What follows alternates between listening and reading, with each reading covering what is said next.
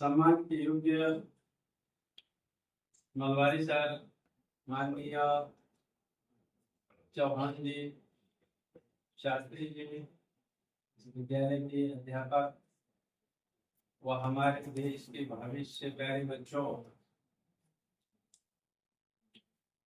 आज बड़े सौभाग्य की बात है कि आप लोगों के सामने में हमें उपस्थित होने का अवसर मिला और आप लोगों से कुछ वार्तालाप करने का मौका मिला है। आप लोग एक सुयोग्य और अच्छे नागरिक बनने के पथ पर है। आज इस शिक्षा प्रणाली से बहुत बार हमें खेद होता है, इसलिए खेद होता है कि आज की शिक्षा प्रणाली इतनी बिगड़ी हुई है कि हम चले तो मनुष्य बनाने के लिए, आदमी बनने के लिए चले, लेकिन हैवान और शैतान बन जाते हैं। इस रास्ते पर चलते चलते हैवान और शैतान बन जाते हैं। अच्छे पढ़े लिखे लोग कभी कभी ऐसी तारीफ कर जाते हैं कि हमारे सामने में प्रश्न चिन्ह लग जाता है कि क्या ये शिक्षा हम प्राप्त कर रहे हैं, ये शिक्षा है। जब मैंने हैदराबाद के अंदर डॉक्टर के साथ यहूदी पनाह की घटना सुनी, कलकत्ता में अभी अभी 3-4 महीने पहले आप जैसे ही डॉक्टर के साथ जो अन्याय हुआ तो आप सभी जानते हैं। कोई वो मूर्ख व्यक्तियों में से नहीं। और दिल्ली मुंबई के पास अभी कुछ 2-4 महीने उसी समय के दरमियान सिर्फ 4 वर्ष की बच्ची के साथ अत्याचार हुआ, उन्हें भी मार दिया। तो क्या हमें ये सोचने पर मजबूर होना पड़ता है या नहीं कि क्या आज के जो शिक्षा प्रणाली है हमें क्या दे? ऐसा क्यों हो रहा है? कहीं न कहीं शिक्षा प्रणाली में दोष है, ये तो हमें समझ में आती है। क्यों? क्योंकि अगर ऐसा नहीं होता तो इस ढंग की घटना सामने क्यों आ रही? शिक्षा अगर सबको अच्छा ही बना देती थी, आज की युग के सभी को मानव बना देते, तो हमें यहाँ आपके सामने उपस्थित रहने की भी जरूरत न होती। इन सभी विचारों को देख करके, इन सभी दृश्यों को देख करके कि छोटे छोटे बच्चे व्यसनों के आहार होते जा रहे हैं, आहारी बनते जा रहे हैं,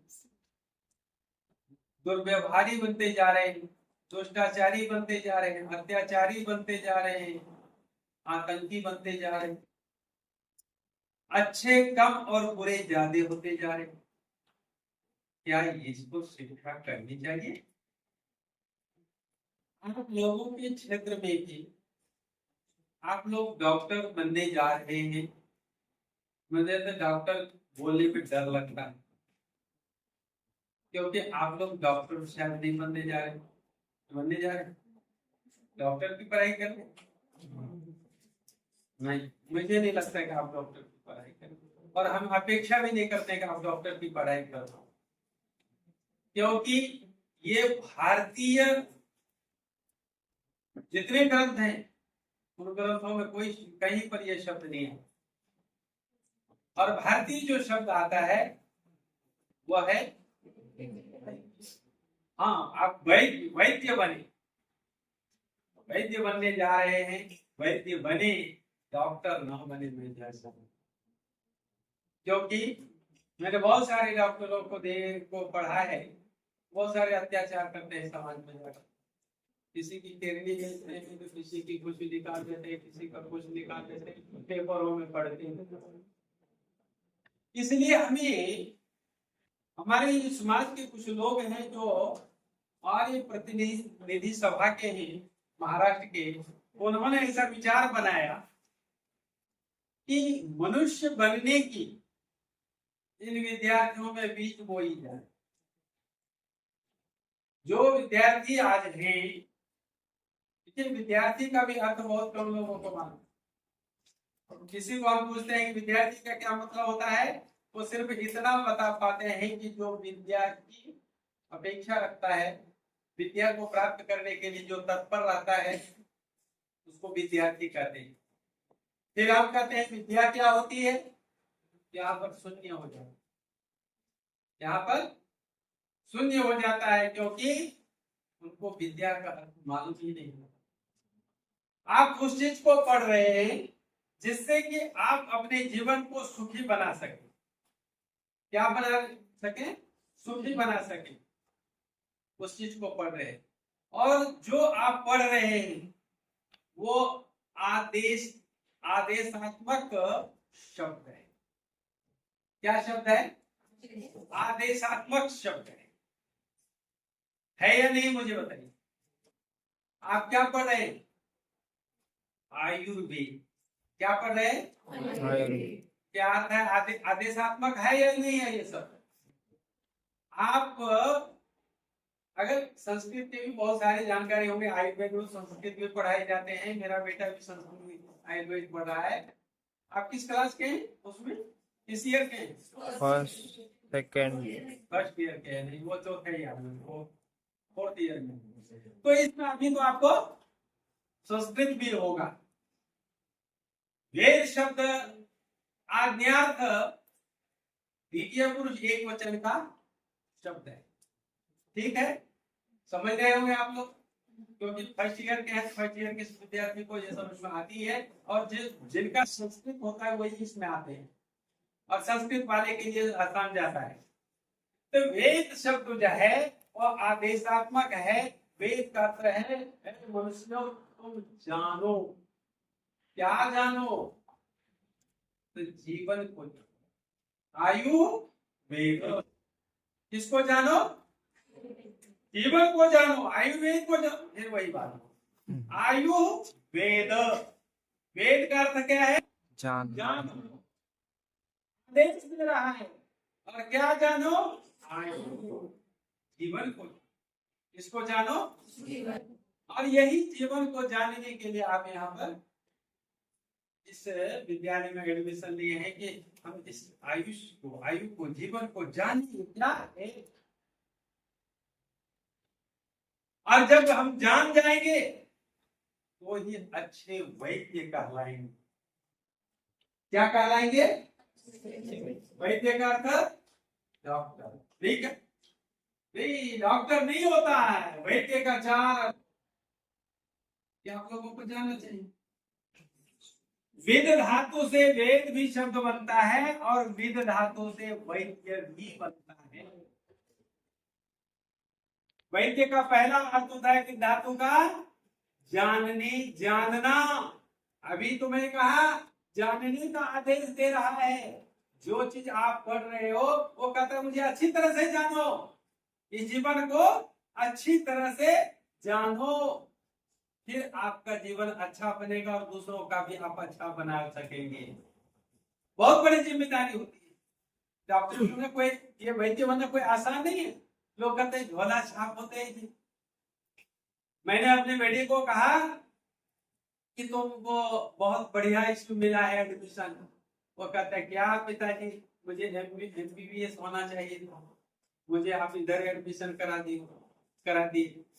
और आज पूछता हूँ बेटा कैसा है, आयुर्वेद ठीक है या MBBS ठीक है? कहते पिताजी आयुर्वेद के सामने कहीं 1% भी नहीं टिकता है। जो MBBS कहते हैं ना, और अपने घर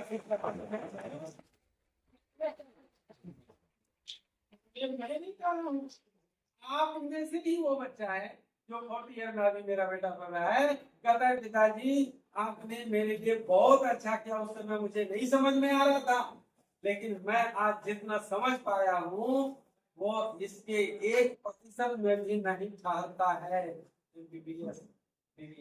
लेकिन शर्त यही है कि इसको अच्छी तरह से जानने की आवश्यकता है। इसलिए कहता है मनुष्यों आयुर्वेद, इस आयुष्य को, इस जीवन को समझो, जानो। इसलिए पहला ही इसकी व्याख्या क्या होती है? विद धातु से बना है और पहला ही अर्थ होता है जानना, जानो। दूसरा अर्थ क्या कहता है कि जानने के बाद विचार करो, विद विचारणी। दूसरा अर्थ क्या होता है विद धातु का? विचारणी, विचार करो। और फिर जानने और विचार करने से क्या होगा? तो तीसरा अर्थ कहता है विद लाभ, उससे लाभ ही लाभ होगा और आपको भी लाभ होगा और फिर आप दूसरों को भी लाभ पहुंचाओगे। और फिर इतना होने के बाद जान भी लिया, विचार करना भी आ गया। विचार करके करोगे, वो जो भी काम करना है जान के करना है, विचार करके करना है। विचार करना सिखाता है, जानना सिखाता है। और उसके बाद कहता है कि जब जान जाओगे, विचार करना आ जाएगा, उससे आपके जीवन में लाभ ही लाभ पहुंचे। फिर लाभ पहुंचने के बाद क्या होगा? तो चौथा अर्थ होता है विद सत्तायाम, आपकी प्रतिष्ठा, आपकी शक्ति सामर्थ्य समाज में बढ़ेगी और आप एक प्रतिष्ठित व्यक्ति बन जाओ, जीवन के जानने वाले बनोगे और फिर आपकी कीर्ति बढ़ेगी। तो ये बहुत आसान आयुर्वेद नहीं है। वो बच्चा कहता है कि पिताजी जितना आप आसान, हम लोग आसानी से लेते हैं, क्या है आयुर्वेद? वह जीरो माइनस, कहते जीरो से भी माइनस भी जानकारी नहीं है, कुछ नहीं जानता है वो। ऐसे ही नहीं, दुनिया का गौरव हमारा ये आयुर्वेद था। दुनिया का मैं कह रहा हूं, प्राचीन काल से इसकी गौरवता बनी रही थी और आज भी है। जानने के अभाव में हम ऐसा कह देते हैं, लेकिन विश्व में इसकी कोई मुकाबला नहीं कर सकता। कोई भी एमबीबीएस कितना भी कर ले, इसकी मुकाबला नहीं कर सकता। एमबीबीएस जो ग्रेजुएशन पास करके आता है और ये जो ग्रेजुएशन करके आता है आयुर्वेद का, दोनों को बैठा दीजिए, दोनों को पूछिए, और कहीं भी टिक नहीं पाएगा। हर दवाइयों, हर रोगों का कुछ न कुछ आयुर्वेद वाले बता देंगे, लेकिन वो कुछ नहीं बता सकता बिना प्रैक्टिस। जा करके किसी डॉक्टर के पास सीखेगा तो ही वो कुछ कह सकेगा, अपने से वो कुछ नहीं कर सकता। आयुर्वेद वालों को बोलो सब कुछ बता देगा, बहुत सारे बता देगा। तो वो बहुत विश्लेषण करते हुए बताता था, तो मेरे भी सिर के ऊपर से जाता था, क्योंकि मैं थोड़े आयुर्वेद को पढ़ा हूं। मैं संस्कृत का प्राध्यापक हूँ, प्राध्यापक रहा हूं, लेकिन संस्कृत के पढ़ने वाले हर क्षेत्र का ज्ञान रखते हैं, याद रखना। आज मैं जितना बोल पाया, क्या मैं आयुर्वेद में जाके पढ़ा?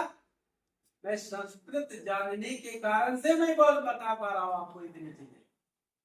इसलिए आप लोगों के लिए ये कर्तव्य बनता है कि आप लोग इसके इतिहास को जाने, आयुर्वेद के इतिहास को जाने, और इसको जानने के लिए इस आपके विचार अच्छे होने चाहिए, आपके ज्ञान अच्छे होना चाहिए, जिसके लिए ये वैद्य शब्द प्रयोग हुआ है। आपके लिए वैद्य शब्द प्रयोग होता है ना, फिर आपको ज्ञान होना चाहिए, विचार करना आना चाहिए, नहीं आना।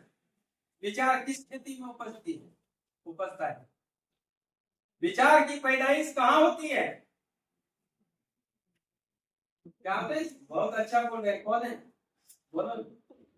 हाँ, मन रूपी खेत में होता है। तो इसके लिए मन आपका अच्छा होना चाहिए। इस ज्ञान के लिए मन अच्छा होना चाहिए, क्योंकि मन अच्छा होगा, पवित्र होगा, तो अच्छे विचार निर्माण होंगे। अच्छे विचार निर्माण होंगे तो एक अच्छा डॉक्टर, अच्छा वैद्य बनोगे। तो वैद्य बनने के लिए अच्छा विचारों की जरूरत है। नहीं तो मैंने पहले कहा ना, आज मनुष्य बन रहे हैं, किडनी बेचने वाले बन रहे हैं निकाल करके, कोई जो अयोपियम निकाल लेते हैं और कुछ पता ही नहीं लगता है। आज अच्छे डॉक्टर नहीं है, डॉक्टर के पास जाने में भी डर लगता है। 10 लोगों को पूछते कौन से डॉक्टर अच्छे हैं, बोले आप लोगों ने सुना होगा कि नहीं, पूछते हैं कि नहीं कौन सा अच्छा है। क्यों पूछते हैं? क्योंकि जिनके अच्छे विचार और अच्छे कार्य होते हैं उसके कार्य की खुशबू उनको बता देता है, उनको कहीं जाने की जरूरत नहीं होता। जैसे कि फूल को कहीं जाने की जरूरत बनती है, उसकी खुशबू बता देता है कि मैं यहाँ हूँ, है कि नहीं। खुशबू, फूल किसी के पास जाता है, फूल के पास हम जाते हैं, उनकी खुशबू को खींच लेते हैं। उसी तरह से डॉक्टर की जो अच्छाई उनकी खुशबू है वो खींच लेते हैं। और मन उनका इसलिए अच्छा होना चाहिए, अच्छे विचारों के लिए, क्योंकि मन में ही अच्छे विचार उत्पन्न होते हैं। किसको मालूम होना चाहिए? आप लोगों को मालूम होना चाहिए। आप वैद्य होंगे तो वैद्य को मालूम होना चाहिए इसके नस कहाँ है, किसकी बीमारी कहाँ से शुरू होती है, ये तो आप लोगों को मालूम होना चाहिए। और मन पवित्र रखने के लिए क्या करना चाहिए? मन कहाँ उत्पन्न होता है? मन कहाँ उत्पन्न होता है, किससे बनता है, ये तो आप लोगों को मालूम होना चाहिए। मन बनता है अन्न से। मन किससे बनता है? अन्न से। और मन की शुद्धि किससे होती है? मन को शुद्ध रखने के लिए क्या करना पड़ेगा? एक तो अन्न की शुद्धि करनी पड़ेगी, और दूसरा जो होता है, इसको शुद्ध रखने के लिए मन को सत्य से शुद्ध किया जाता है। आप अगर सत्यवादी हैं, सच्चा ज्ञान आपके अंदर है और गलत आप नहीं चलते हैं, यही तो सत्य है कि जो चीज जानते हैं उसको वैसा ही मानते हैं, उसको वैसा ही जानते हैं, मानते हैं, करते हैं जो ज्ञान आपने प्राप्त कर लिया है। आपका विचार कहता है कि नहीं, इसको वैसा ही रहने दो। जैसे ये कागज है तो कागज ही कहना, कागज ही मानना और कागज ही जानना, इसी को सत्य कहते हैं। जो जैसा है उसको वैसा जानना, मानना और समझना, ये क्या इसको कहते हैं? सत्य कहते हैं। और ये सत्य से मन पवित्र होता है, और जब मन पवित्र होगा तो पवित्र विचार आपके होंगे। ठीक है बेटा? 3 चीजें इसमें आती है। आप किसका चिकित्सक बनेंगे? शरीर, मन और आत्मा। किसका? वो तो इस बारे में कुछ भी नहीं सुखदेव साहब जानते हो, मुझे लगता है। तो ये सत्य से आप पवित्र रखेंगे अपने मन को, और दूसरे के मन को पवित्रता पहुंचाएंगे। और शरीर की शुद्धि किससे होगी? शरीर किससे बनता है? शरीर किससे बनता है? 5 तत्वों से बनता है, क्षिति, जल, पावक, गगन और समीर। ये 5 तत्वों से बनता है। बाहर की प्रकृति अगर खराब हो गई, ये शरीर खराब होने लग जाता है। वो ठीक रहता है, ये भी ठीक रहता है। इसलिए आप क्या कहेंगे कि देखो, इसको जो है बीमारी है ना, ये प्रकृति की बीमारी, इसको शुद्ध वातावरण में ले जाओ, रखो। है? शुद्ध वातावरण में रखने की जरूरत पड़ती नहीं, सलाह देते हो नहीं, कर दोगे कि नहीं? क्योंकि ये प्रकृति पर आधारित है। ये 5 चीजें अगर बिगड़ गए, ये बाहर के तत्व, तो हम भी बिगड़ जाएंगे, हम भी बीमार पड़ेंगे, ये शरीर में रोग न होगा। इसलिए इसकी शुद्धि कैसे करो? शरीर की शुद्धि किससे होती है? वैसे इसकी शुद्धि जल से होती है। शरीर जो है सामने में, जल से आप इसको शुद्ध कर सकते हैं, और दूसरा कोई उपाय नहीं। जल की शुद्ध अच्छे जलवायु के अंदर रखेंगे, अच्छी जगह पर ले जाएंगे तो शरीर स्वस्थ रहेगा। ठीक है जी? और आत्मा कहते हैं विद्या और तप से आत्मा की शुद्ध।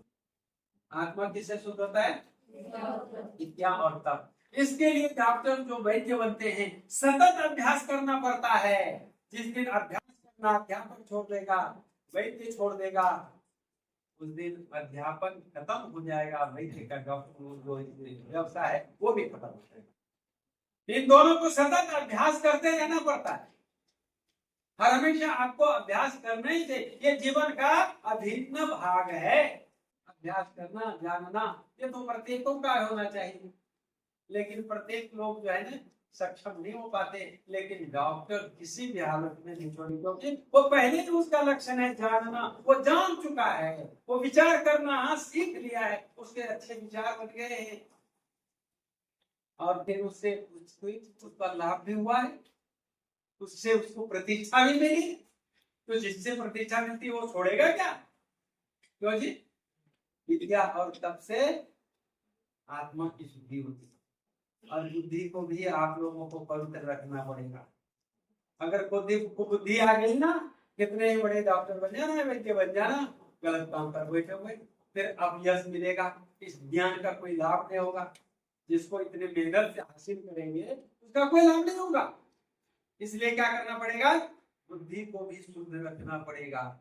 और बुद्धि की शुद्धि किससे होती है, बोलो? ज्ञान से।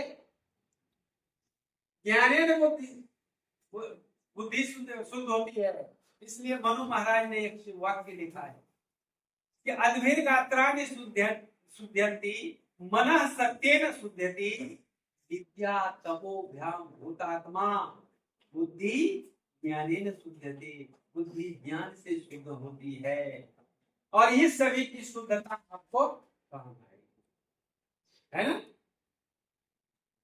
मैं थोड़ा सा जड़ में नहीं जाता और थोड़ा सा गहराई में गया तो फिर थोड़ा अतिशयोक्ति हो जाएगी, फिर आप लोगों को समझ में नहीं, जितना आपको समझ सकते हैं उतना ही बोलूंगा। आप लोग जानते हैं ना डॉक्टर का और एक वैशिष्ट्य वैद्य में क्या होना चाहिए, ये तो होना ही चाहिए, लेकिन एक वैद्य अच्छे वैद्य में सबसे बड़ी विशेषता क्या होनी चाहिए, इन सब से मिलती जुलती है वो बातें बोलोगे, कोई नहीं बोलोगे। सबसे बड़ी विशेषता उसकी होनी चाहिए कि जान पर मिठास। किसी भी कैसा भी मरीज आ रहा है वो चिल्ला करके आपके सामने बोलेगा हमको ये दुख रहा है, हमको ये दुख रहा है, हमें ये हो रहा है। आपको धैर्य नहीं पड़ना, चिल्ला के चुप क्या बकवास करते बैठे हैं, आए मेरे पास आए ना, हम दे लेना सब। ऐसा क्या करना है जीवा पर। अच्छा ये बताओ हमारी जीवा मीठी कैसे बने, इसके लिए क्या आवश्यक है? वाणी। अभी तो आपने कहा कि आपको मछलियां में आए कुछ, अभी तो ये पढ़ना है कि नहीं? शायद आपकी पढ़ाई में ना आए, लेकिन आज हमसे सीख लीजिए।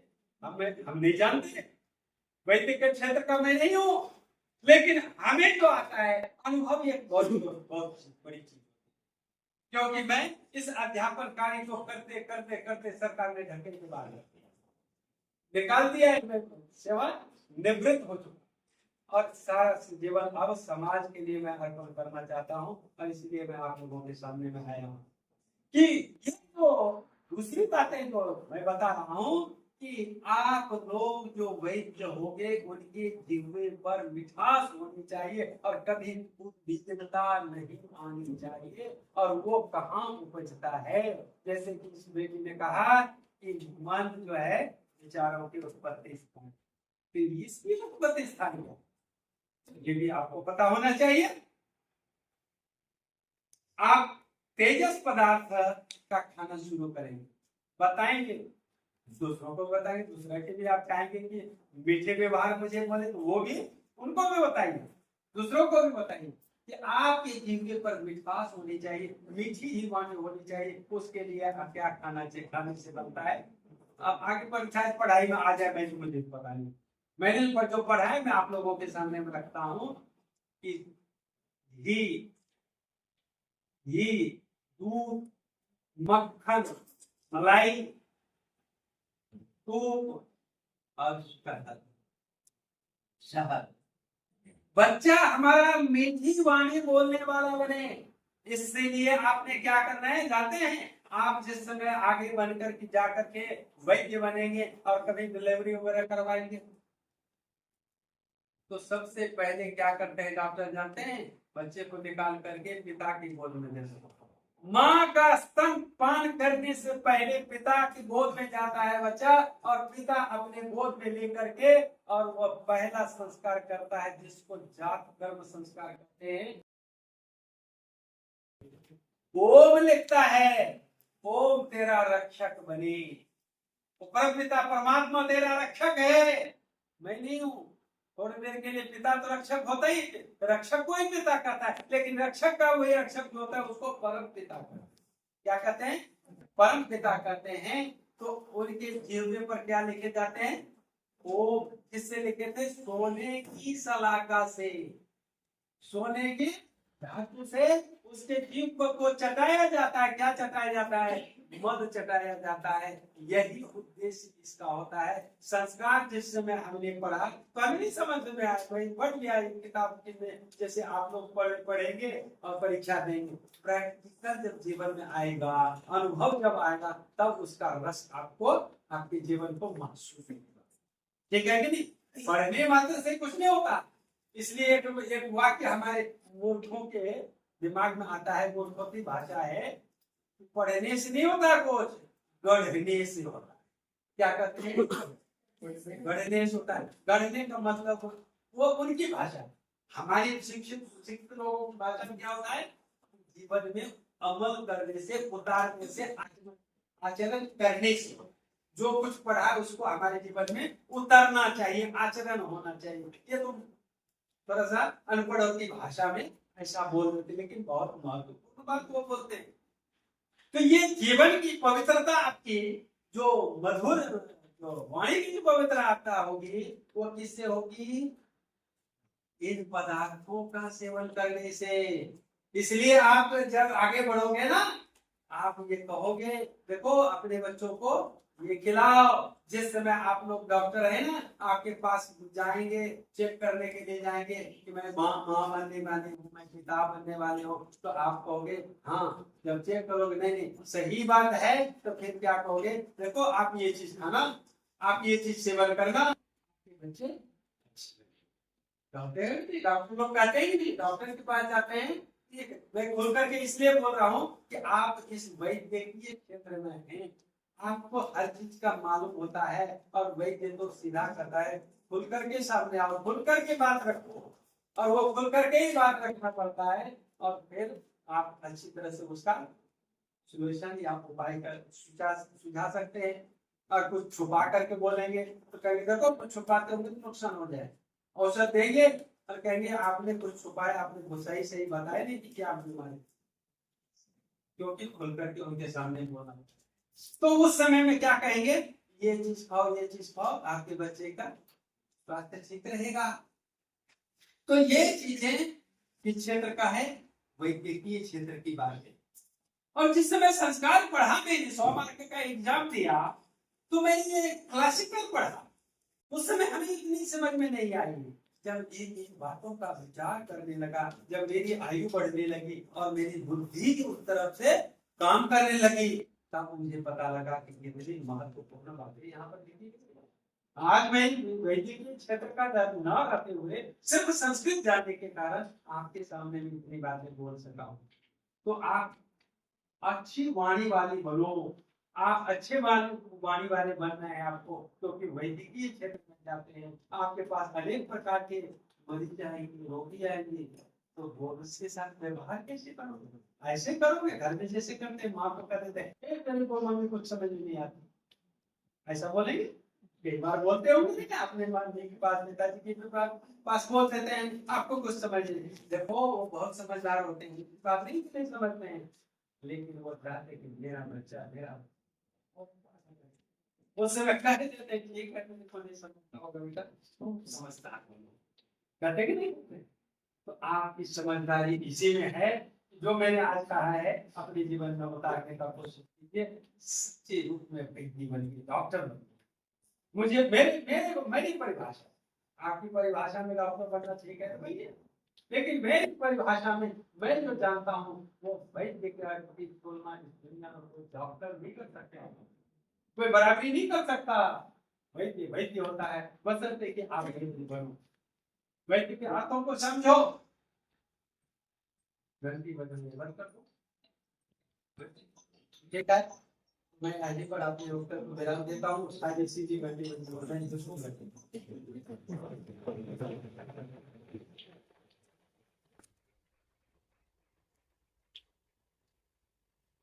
लगभग आधा घंटे से 35 मिनट समय होता जा रहा है, और आपको भी बहुत अति ना हो जाए, क्योंकि अति सर्वत्र वर्ज्य है।